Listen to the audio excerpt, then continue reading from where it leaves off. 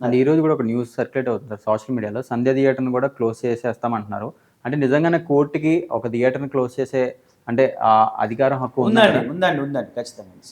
సంధ్యా థియేటరనే గాదు. ఎవరిది ఏదైనా క్లోజ్ చేసే అధికారం పోలీసు వారికి ఉంటది. అధికారులకి ఉంటది.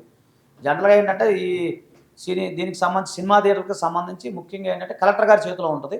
మరేదో షోకాజ్ నోటీస్ ఏదో ఇచ్చినట్టున్నారు. దానికి వాళ్ళు రిప్లై ఇస్తారు. ఒకవేళ రిప్లై సాటిస్ఫాక్షన్ కాకపోతే సీజ్ చేయొచ్చు. వాళ్ళకి అధికారం అయితే ఉంది.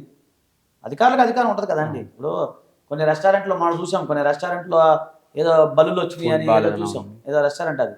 అంతమంది క్లోజ్ చేసేసారు కదా! మా ఆల్ఫా కేఫ్‌లో నలుగురు ఎవరో చనిపోయారు. ఏదో జరిగింది. అవును. క్లోజ్ చేశారు కదా! సో, కొన్ని కొన్ని షాపింగ్ మాల్స్ కూడా క్లోజ్ చేశారు కొన్ని సందర్భాల్లో. అవునా కదా! అవును.